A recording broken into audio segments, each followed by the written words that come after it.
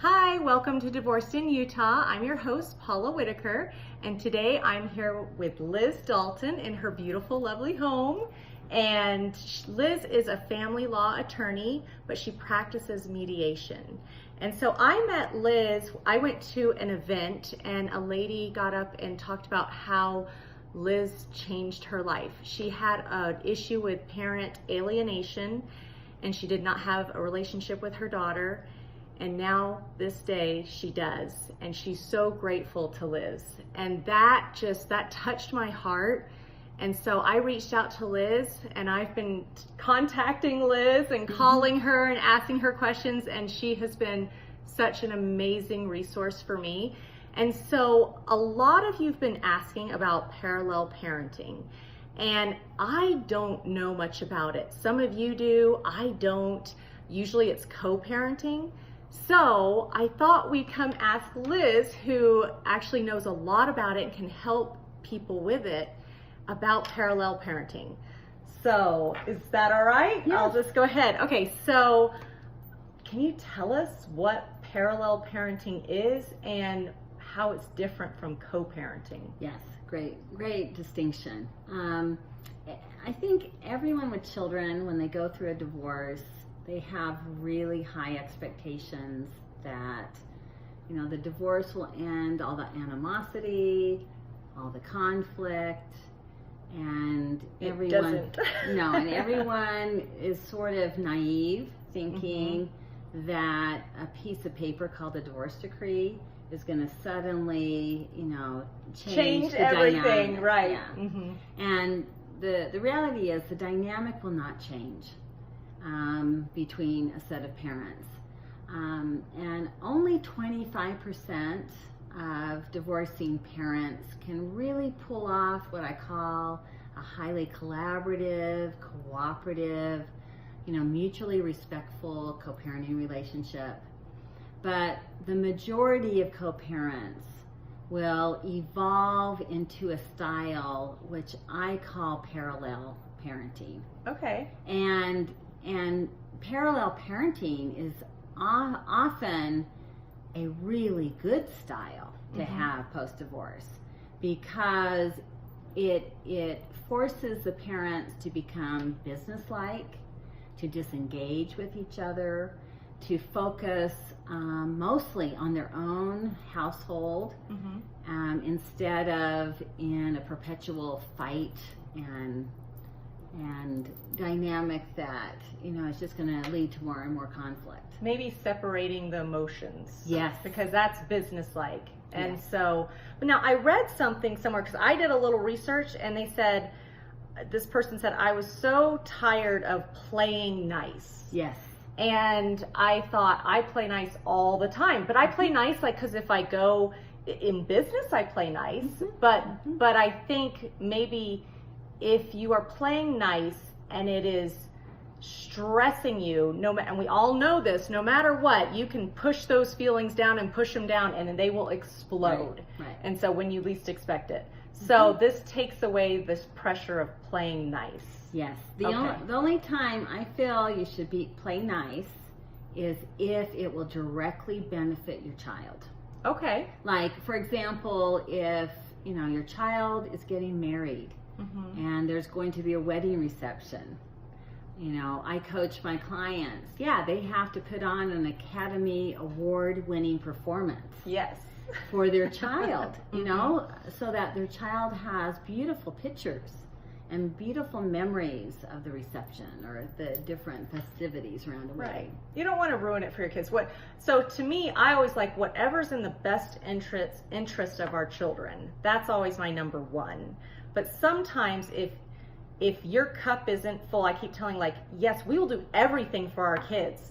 But if we are running way low, we will explode, and that isn't in the best interest for our children. Oh no, not at all. And then especially if there was a pattern in the marriage where a spouse, always was giving in, always playing nice, again, to prevent conflict. I mean, that pattern's still going to arise post-divorce. And so you have to understand that co-parenting or parallel parenting gives you an opportunity to change the dynamic. And yourself. And yourself. Mm-hmm. And you can walk out of the dysfunction. Mm-hmm. Okay? And so that's why divorce is such an incredible opportunity to wake up, to learn, to grow, to become wise, and to set boundaries. Yes. Okay. So we Mm-hmm. were talking a little bit before I started doing the video. So tell us what. So tell us about parallel. So co-parenting. You're talking. You're texting. You're calling. You're emailing. You're getting in fights, and or not, or you're just holding back, and then you're trying to coordinate and get everything on the same page, but same patterns. One person isn't pulling their weight, one is pulling too much. So parallel parenting, tell us what that is, what that looks like. That is a style that creates ultimate boundaries. Okay. And it can be really liberating because you understand, if realistically, to break a dysfunctional interpersonal dynamic, parallel parenting is your best choice, then it creates two separate and independent homes. And you have to set expectations about this. And the more you can put, these expectations into writing in your divorce decree, or your parenting plan. Okay. It's very, very helpful. But if not, you can, if you have a general parenting plan, you can evolve into this style, which is you lead out as a parent and you start establishing boundaries. For example, like I propose we only discuss and communicate and problem solve by email. Right. Then you don't have to have 100 texts come in. Oh, yes. One day. Yes. Yeah. And so you start proposing boundaries. And you will always get resistance. Plan on that. That's every boundary you set with people that don't want boundaries. Yes. Yes. But then you just live within your boundaries. And what is so liberating when you set boundaries is you disconnect from all of the dysfunction, we call it in my practice negative intimacy. Okay. Even post-divorce, it's really hard to unravel emotionally. And so parallel parenting will achieve that because you start setting up and living boundaries that are very businesslike, and you only focus on parenting within your own household. So no longer do you care about what happens in the other household. That's another thing. So when I was reading, they said and I just read all over the internet, people, but someone said letting go is key to making parallel parenting work. Yes. So letting go of what's happening in their household, not theirs, but the other person's household. And so it's kind of like giving up control. Yes. And when people don't want to, I have a hard time giving up control because that makes me feel safe. So I want my kids to feel safe. So I want to know exactly, and I think as parents, we're so used to controlling so much. And so it's, I think sometimes harder to give up the control than it is to have the control, because if you've had it and you're giving it up, it's, you're really kind of coming down to the rawness of you know? And so, but it's best for the kids. So in a way, it's like you're letting go of all the drama. You're like, so for an example, would it be something like they're texting you, and you just don't respond and you block them. And you're like, I will only respond via email. So if they text you, don't even say, don't give them a response at all, because even just giving them a response is a response. Right. So you have to literally block. And if you get a text that you can't not respond to, you need to have somebody else block them and put a code on your phone or something like that so you don't respond. Something to that extreme. Yeah, or you can lead out and let's say, they are being really dramatic or indicating there's an emergency. You can respond by email, because the one reason email is so strategic is you have a document, Right. that, Everything's recorded. Everything's recorded. It also makes sure people at least check, before they send. It just keeps people a little bit more respectful and on their best behavior by email. So what if my ex doesn't want to parallel parent, or maybe you don't even address it that way. So I think a lot of the listeners are in a position where they can't work with their ex. They're having issues there. They don't really know where to start, but they want to start setting boundaries. Do they go to their ex? Okay, let's say they go to their ex. They're like, I just read this book on parallel parenting, or I just saw this video and I want to do that. Or do they just start slowly putting in the boundaries? Because I'm thinking if they approached their spouse, or their ex, and said, I want to try this parallel parenting because the relationship is so damaged, they're going to get a no. And then you're going to get angry at that. And so maybe instead of just start slowly with, is that how you do it? You just kind of start slowly with some boundaries and then maybe talk about it? Well, every set of co-parents, every set of parents have a unique dynamic, okay? I mean, there's themes, of course. And so when I work with a client, I just trust that my client is an expert on their dynamic. And so I have them trust their intuition. Well, what is going to be the best invitation to parallel parenting? Should I, send research over? Should I, make a very literal, invitation? Or should I just evolve into it? And just, it will then, what's nice about parallel parenting is it only takes one parent to lead out. See, that's great. Yes. That's key. Okay, so you don't need both to be on the same page. Okay, that's gold. Yes. Okay, so one leads out. And very empowering. And you get instant results because you get peace. Right. Yes. And then there's a shifting in the focus. Because when you're involved with drama, there's just so much enmeshment in the two households. And when you start erecting that parallel parenting boundary, you have to be 100% accountable for your own household. And if you shift out of the enmeshment and the drama, you realize you have lots to focus on. There's lots of work. There's lots to do to help your household become healthy and happy and vibrant. You focus on the positive instead of the negative of what's happening maybe at the other household. Oh yeah, because one thing, my parent leaders eventually discover is children that have experienced a parental divorce, they suddenly develop a new learning style, and they learn by compare and contrast, and they develop independent minds. Because they are put in two different environments. Right. And they have to become street smart. Well, you can use all this to your advantage.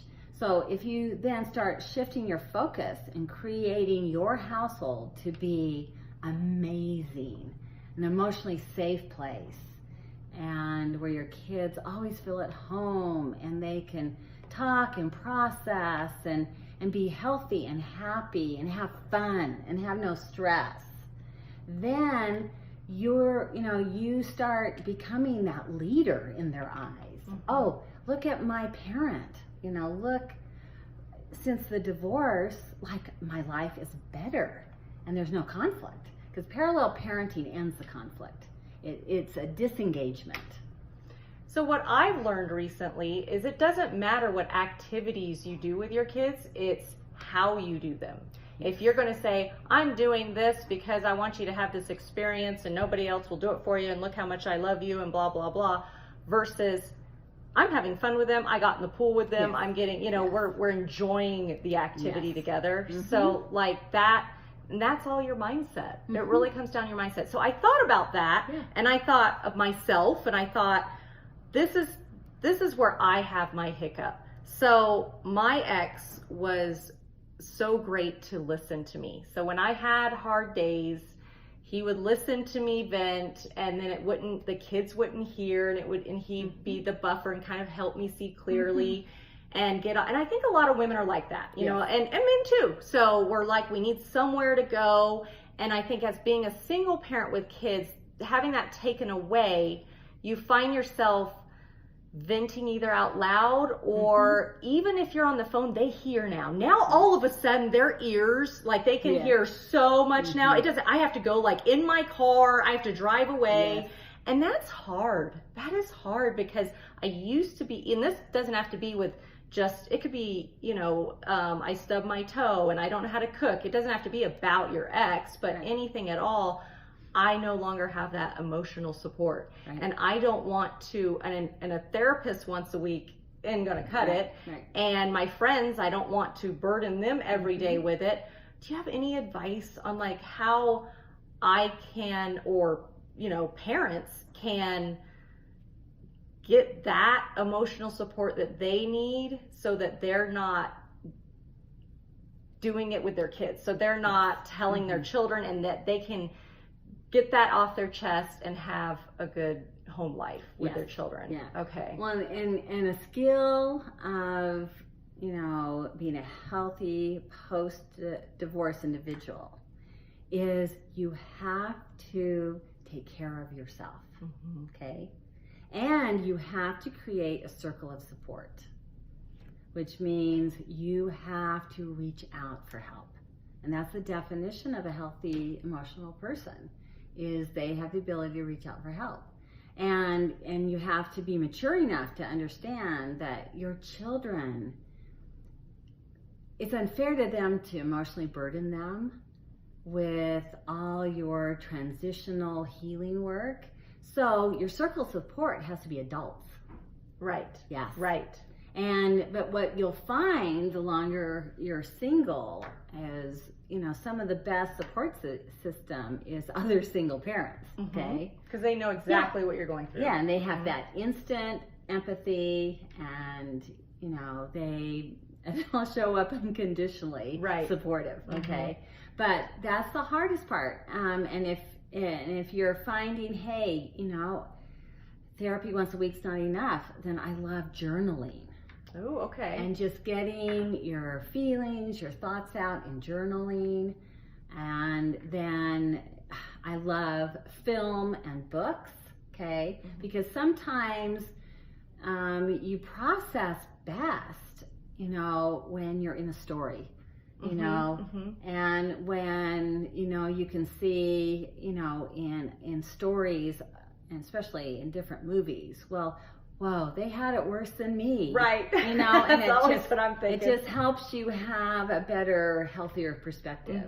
But, you know, the one thing that single parents don't understand is you have to have boundaries with your own self-care and with caring for the children.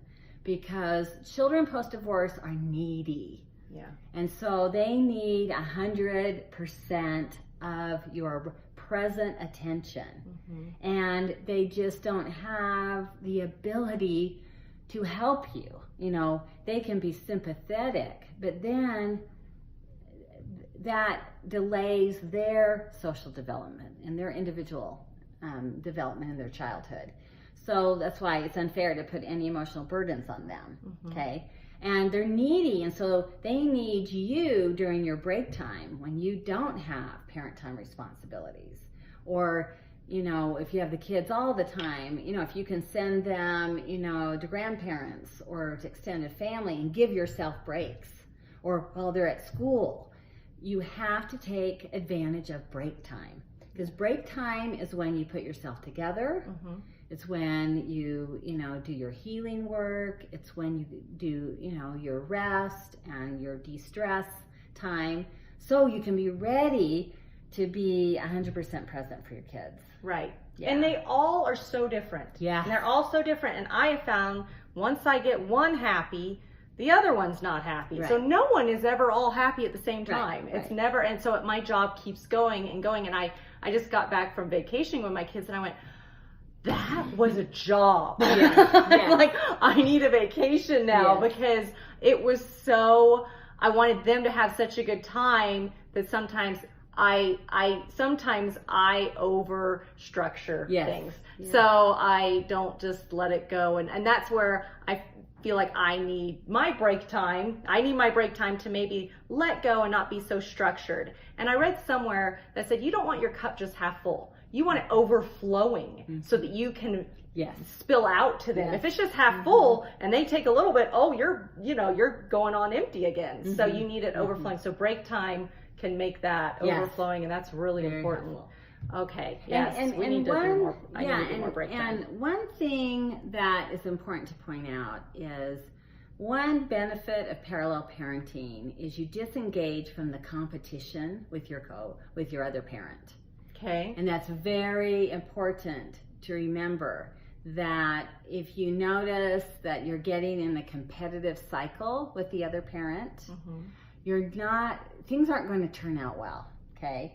And so part of parallel parenting is adopting a philosophy where you're going to train your brain to not think about the other parent. Right. And the only household you care about is your own household. And it doesn't have to look a certain way, because children that are healing from a parental divorce, it's about how they feel in your home. It's not what you're doing, how it looks like. You remember the feelings. Yeah. I remember the feelings, how I felt. Yeah, and some of the healthiest, happiest children, they're able to go to one parent's home, and it's not a perfect home, There's clutter, maybe the laundry doesn't get done on time, but it feels safe, and they can be themselves. They can be their authentic little individuals. I really hope the laundry not being done on time isn't going to be like the judging point for my parental, because that's never done. Like, it's done, but it's never all done. It's like cooking. I don't like cooking, so I like to train my kids how to cook, because that they they feel like they've learned something. I get help, so that's another win for me. Yeah, and when you start shifting to just 100% focusing on your own household, 100% focus on your own self-care, then magic starts happening, okay? And that is, again, why parallel parenting makes a lot of sense. So my mom once asked me, I was so upset, this was a year or two ago, at my ex and what he did, and she goes, why are you letting that bother you? And I thought, why am I letting that bother me? So that's where you have to get. You have to get to the point where that doesn't bother you. Right. So whatever they do, which is a very hard place to get to, but it is doable. It is doable. It's just, you need to work on it and have your mindset. Okay, so let's see. So we've got the playing nice. I've got the I'm sorry, you guys, I took some notes. So yes, are there any books or apps that you would recommend anyone read for parallel parenting or co-parenting that you like? Or what's so fantastic is when I got started in this profession 30 years ago, we had very scant resources, okay? There was Isolini, Ricky's, Mom's House, Dad's House. There was, different books that sort of were introducing the concept of co-parenting. Because 30 years ago, the norm was there was a custodial parent and a visiting parent, okay? So society has come a long way to having, both parents have the opportunity to participate actively in raising children. To be involved. And that's a healthy thing. That's a really healthy thing. And so there's a lot more books. And so you can just go on Amazon and look at all the resources all now. The ratings. In my county, our commissioners recommend the Co-Parent Survival Guide. Okay, so the Co-Parenting Survival Guide, Letting Go of Conflict After a Difficult Divorce. Who's it by? So, how do we pronounce? Elizabeth Thayer, Yeah, Thayer, the and Thayer. Jeffrey Zimmerman. Yes. Okay. And that's just one that is popular in the county in which I practice. But there's so many great resources. Okay. And are there any, so I guess if you do email, then you're not doing apps. So are there any apps that you would recommend or? Not in, they have different calendaring apps now. Right. Like the Family Wizard and things like that. But your resources and learning more about parallel parenting are going to just include, looking out and just seeing, what perks your interest. Right, Yeah. right. Mm-hmm. Okay, so you guys, I think you got enough information to at least get you started. And I think parallel parenting is a great, great option if co-parenting isn't working. If you are having a hard time with your ex and it's just stressing you out and you can't sleep, you know your body and you know your symptoms. And if you are having a hard time physically, it's due most of the time to stress. And if the stress goes back to your ex and you're co-parenting, then parallel parenting might be an option for you. So Liz, tell us where we can find more about you. How do they contact you? Well, my website is inspired from my work with Dr. Brene Brown, and I'm a certified facilitator of Dr. Brown's, research, her materials, and so my website's called Rise Strong After Divorce. Okay, .com. Yeah, .com. Okay. And then I have a mediation practice, a coaching practice. I work a lot with my daughter, who's a counselor and also a family mediator. And she does something called kids coaching, which is really unique. That sounds so neat. Yes. I'm excited to learn more. And then I tend to work more with individuals and with co-parents, that are willing to, improve their dynamic. Right. And learn how to have more advanced skills in problem solving and communication. Right. So that's awesome. So you can go to her website and there will be email and phone number and everything there. Okay. Yes. RiseStrongAfterDivorce.com. Yes. Okay. So and I'll put it in the show notes. And then that's it for now, you guys. I'm so glad that Liz let me come to her home and do this. So thank you so much. And we will see you next week. Bye.